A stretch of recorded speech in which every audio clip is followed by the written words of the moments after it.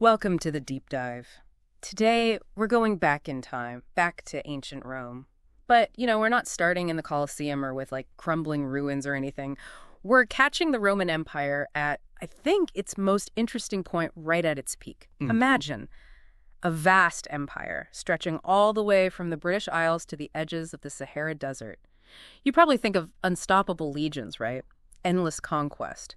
But what if I told you that a key part of their strategy was actually knowing where to stop? That's kind of counterintuitive, isn't it? Yeah. You think of empires, you think of just expanding, taking over everything in sight. Right, exactly.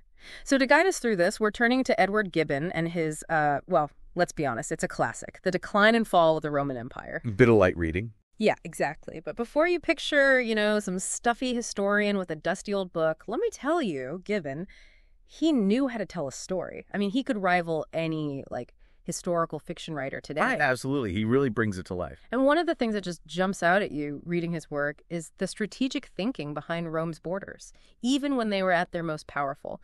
We'll get into the military stuff, those iconic legions, a little bit later. But first, let's talk about Emperor Augustus. He's the one who really solidified Roman rule. But here's the thing. He actually advised his successors to focus on defending the empire they had, not expanding it. It's a fascinating twist. Yeah. Because we so often associate empires with this idea of, relentless expansion. Yeah. But Augustus, he was looking at the long game. He recognized the dangers of overreach, especially back then, right? Oh. Think about it. Communication, logistics, trying to control a territory that vast without, the instant communication we have today. That's mind-boggling. It's incredible. And Gibbon actually gives some really vivid examples of this. Like Augustus himself, he launched these expeditions into Arabia and Ethiopia, and, they failed. The climate, the desert, it was just too much, even for the Roman legions. It's a good reminder that some things are just universal challenges. Yeah. No matter what century you're in. Right. Some places are just naturally protected, or the logistics of conquest are just too difficult to overcome, even with superior military strength. It makes you think, some places, maybe they were just better off not being part of Rome. You know what I mean? Perhaps. It's interesting to consider. And it wasn't just about geography. Gibbon tells this great story about Emperor Domitian. Now, this guy, he's known as a bit of a tyrant, right? More interested in palace intrigue than, actually governing. Oh, so the opposite of a hands-on leader. Exactly. Content to let others handle the, shall we say, less glamorous aspects of empire management. So while he's, lounging about in Rome? Pretty much. Meanwhile, his general, Agricola, this is a fascinating figure, very capable, very ambitious. He's busy securing Britain. Talk about a contrast in leadership styles. It's really striking. And I think that anecdote, it speaks volumes about Roman priorities at the time. Yes, they were powerful. Yes, they had a formidable military. But were they really fixated on global domination? Or was it more about securing what they already had, controlling those vital trade routes, projecting an image of strength? It really makes you question those assumptions we have about empires, this idea that even at their peak, they were thinking strategically about limits. But of course, we can't talk about the Roman Empire without talking about the military. I mean, the legions, they're legendary. And he just brings them to life in incredible detail. He talks about the oath that Roman soldiers took, pledging allegiance not just to their general, but to the eagle standard, swearing to serve the emperor and the empire. This idea of serving something larger than themselves. That's a powerful motivator, isn't it? Absolutely. That sense of belonging, of fighting for something greater than yourself. Especially compared to just being a hired mercenary, right? Right. You're not just there for a paycheck. You're part of something much bigger. And the way they were organized, the structure of the legions, it's incredible. Yeah, tell me more about that. It's always fascinated me. It's truly fascinating. Gibbon breaks it down for us. The different units within a legion, the cohorts, the centuries, even smaller groups. Mm-hmm. And this structure, it wasn't just about numbers. It gave them this remarkable adaptability on the battlefield.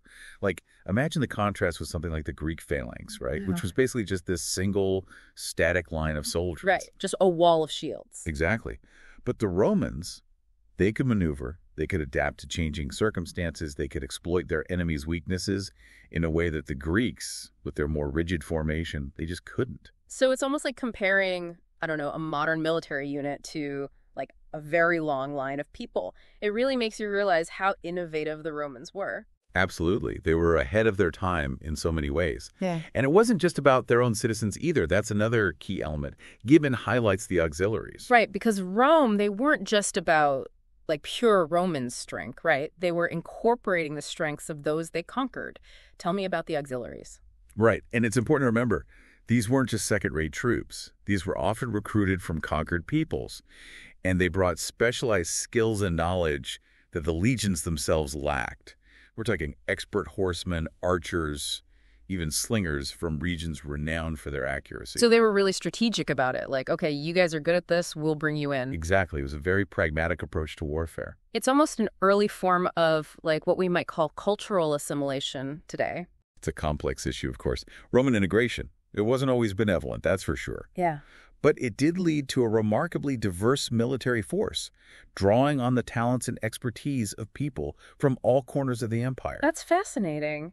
And once they had this incredible fighting force, did they ever put them through their paces? Gibbon talks about how central training was to Roman military life. Like they even built these massive covered training grounds so they could practice year-round rain or shine. It's like a Roman boot camp, centuries before boot camps were a thing. It really highlights that maintaining an empire, even one as powerful as Rome, it wasn't just about brute force. Right. It required meticulous planning, constant preparation, and a keen strategic mind, even in times of peace. And speaking of strategic thinking, I think it's time we got a sense of just how far this empire actually reached. So get your mental maps ready, because we're about to embark on a journey across the ancient world, following in Gibbon's footsteps as we explore the surprising geography of Roman power. All right, so we're back and ready to really get a sense of the Roman Empire's reach. We're talking about an empire that spanned, 3 continents? It's incredible. It really is a true logistical and cultural feat. Absolutely. Yeah. But even with all those legions and, strategic brilliance we were talking about, geography still played a huge role. Oh, absolutely. It wasn't just about having a powerful army. Geography, natural barriers, it all factored into where the Romans expanded and where they decided, you know what, maybe not worth the trouble. Right. So where should we start our grand tour? Well, you mentioned Roman Britain earlier, so let's start there. Okay, sounds good. Roman Britain. So are we talking about, the whole island? Did they conquer all of it? Well, that's where it gets interesting. When we say Britain, it's important to remember that Roman control, it didn't actually extend to the whole island. They essentially stopped at Hadrian's Wall. Hadrian's Wall, right. That's roughly the border between England and Scotland today? Exactly. So even at their peak, those legendary legions, they couldn't quite conquer what we now think of as Scotland. Wow. That's really striking, isn't it? You think of the Romans as this unstoppable force, but even they had their limits. It's a good reminder that Roman power, while vast, it did have its limits. And it makes you think, why go to all the effort of conquering some places and not others? What were they really after? Yeah, what was the deciding factor? What made a place worth the resources, the manpower, the risk? Right. And that's a question Gibbon really grapples with throughout Decline and Fall. Take Dacia, for example. Dacia. Okay, remind me, where's that again? So Dacia is roughly modern-day Romania, and it's actually one of the few cases where Rome expanded significantly after Augustus's advice to, focus on defense. Oh, right. So this is after Augustus. So why Dacia? Why was it so important to them? That's a great question. Historians still debate Trajan's, that's the emperor at the time, motivations. Some argue it was about Dacia's resources, like its gold and silver mines, a way to, fill the Roman coffers. Makes sense. Empires, they got to pay for those legions somehow. Exactly. Yeah. But others argue it was more about its strategic location on the Danube River. That was, and still is, a key waterway in the region. So a bit of economics, a bit of geopolitics. Exactly. Classic combination. Sounds familiar, doesn't it? Oh, yeah. It's like those classic risk versus reward calculations that, let's be honest, still drive empires and superpowers today. Absolutely. Some things never change. Speaking of strategic importance, let's talk about Roman Africa. Now, in our minds, we might picture this sprawling territory covering, the whole continent. But I have a feeling Gibbon paints a slightly different picture. He does. He actually describes this a surprisingly narrow strip of land, fertile land, along the Mediterranean coast. Okay, so not the whole thing. Not even close. And it was hemmed in by, the Sahara Desert, one of the harshest environments on Earth. Gibbon actually describes Roman control in Africa as like a coastline you could practically see across. Wow. That's not the image that usually comes to mind. It really shows how much we take for granted those maps we see today, and how much geography, not just military might, shaped the ancient world. Absolutely. And, Gibbon himself actually points out that the Romans tended to equate their empire with, well, practically the entire world. Oh, interesting. It's a common bias throughout history, isn't it, to believe that your sphere of influence is larger than it really is. Yeah. It's that classic, we're so powerful we must control everything mentality. But, let's shift gears a little bit, because we've been talking a lot about maps and borders and conquest. But I want to know, what was it actually like to live in this empire? What was everyday life like for, everyday Romans? Well, that's one of the things that makes Gibbon such a great historian. He doesn't just dwell on the emperors and the battles, He gives us these fascinating glimpses into the daily lives of ordinary people living in this extraordinary empire. And let me tell you, they knew how to entertain themselves. Oh, is that right? Tell me more. They were obsessed with spectacle, with entertainment. We're not just talking about gladiatorial combat, although that was definitely a crowd pleaser. Gibbon talks about chariot races at the Circus Maximus. Oh, yeah, I've heard of that. This stadium was so large it could hold hundreds of thousands of spectators. Wait, hundreds of thousands? That's bigger than some modern sports stadiums. Exactly. These events, they were carefully orchestrated displays of power, of grandeur. And they weren't just for fun. Providing free grain and entertainment, what they called bread and circuses, it was a key strategy for maintaining order in Roman society. Wow. It's amazing how some things never change, right? Leaders are always looking for ways to, capture the public's imagination, whether it's through these grand spectacles or, well, social media today. It's a timeless tactic. And Roman ingenuity, it wasn't just limited to entertainment. These guys were incredible builders, masters of infrastructure. Oh, absolutely. The aqueducts, the roads, incredible feats of engineering. Exactly. And Gibbon really marvels at these things, the aqueducts, the roads, the public baths, all testaments to their engineering prowess. And it wasn't just about practicality either. These structures were designed to project an image of power, of sophistication. It's like they were sending a message. Look what we can achieve. We're not just conquerors. We bring progress and innovation. Precisely. They wanted to inspire awe and, let's be honest, a little bit of fear. Don't mess with Rome. Right. But even with all the spectacle and the, impressive infrastructure, an empire that vast and powerful, it needed a solid economic engine. Oh, absolutely. And Gibbon, he delves into the complexities of Roman trade and commerce. He points out that the empire's vastness, it was both a blessing and curse. How so? Well, on the one hand, they had access to goods and resources from every corner of the known world. Silk from China, spices from India, grain from Egypt. It was a truly globalized economy. It's incredible to think about the sheer scale of trade networks they had to maintain. It really is like that saying, all roads lead to Rome. It's true. But maintaining those roads, protecting those trade routes, it all came at a cost. And the Roman economy, while impressive, was also heavily reliant on slave labor, which, created its own set of problems. Right. That's a side of Roman prosperity that I think we often forget about. It makes you wonder how their society might have developed differently if they hadn't relied so heavily on slave labor. It's a question worth considering. But, amidst all the talk of empires and economies and trade routes, it's easy to forget that we're talking about real people here. Millions of them going about their daily lives. It's easy to get lost in the grand narrative of history. Exactly. But Gibbon does a great job of bringing us back to that human level. He describes the bustling marketplaces, the crowded streets, the sounds and smells of Roman life, the laughter, the arguments, the everyday rhythms of a society that, despite its distance from us, feels surprisingly familiar. So it's like you could step back in time and recognize these little moments, these human moments. Absolutely. And along with those everyday moments, Roman society also had its share of tensions and conflicts. Well, yeah. I mean, we're talking about a huge, diverse population, right? People from all walks of life, all corners of the empire, living side by side. Exactly. And Gibbon doesn't shy away from those complexities. He talks about the challenges of maintaining order in a society that diverse, the role of Roman law and governance, the constant struggle to balance the interests of different groups. It sounds like a recipe for, well, both vibrancy and volatility. Precisely. And that's what makes studying Roman history so compelling, isn't it? It's this constant interplay between order and chaos, innovation and tradition, brilliance and brutality. It's a good reminder that history, it's rarely simple. Never is. It's full of contradictions, complexities, just like the societies and, let's be honest, the individuals that make it. You know, it's funny, isn't it? Even after all this time, all these centuries, we're still so drawn to the Roman story. It's true. It's like this endless source of fascination. Yeah, and I wonder, is it because their struggles, their triumphs, they feel, I don't know, relatable, even across all that time? I think there's something to that. These universal themes of ambition, power, decline, they resonate no matter what era you're living in. And Gibbon, to his credit, he never lets us forget the human dimension of it all. Right, like these weren't just names in a history book, they were real people. Exactly. Yeah. Emperors, generals, everyday folks just trying to get by. They were shaped by their time, just like we are.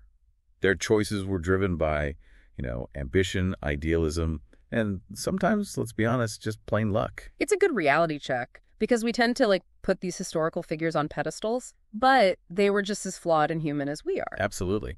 Speaking of human nature, one of the things that's always fascinated me about the Roman Empire is this idea of Romanization. It wasn't just about conquering territory. It was about spreading their culture, their law, their language. It was about creating a sense of shared identity. Right. Even in those farthest reaches of the empire. Exactly. And it was a remarkably effective strategy, at least for a while. By extending Roman citizenship, promoting Roman customs, integrating local elites into their system of governance, they were able to create this sense of, okay, you might have been conquered, but now you're one of us. It's like a bit more carrot than stick compared to some empires throughout history. Definitely.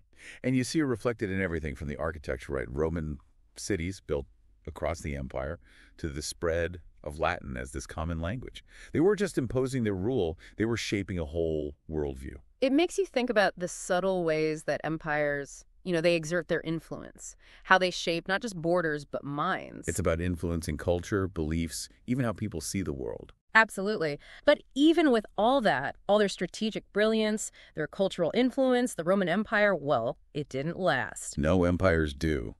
It's the one constant, isn't it? It's kind of a sobering thought. It is. And I think it's a testament to Gibbon's skill as a historian that he doesn't offer these, simple explanations for Rome's decline. Right. It wasn't just one thing like those barbarian invasions we always hear about. Right, exactly. Those invasions, they were a factor, of course, but they were more like a symptom of all these other challenges.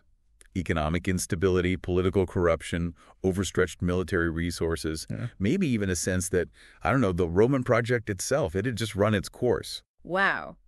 It makes you wonder if an empire that advanced, that sophisticated, could succumb to those forces. What does that say about the empires of today?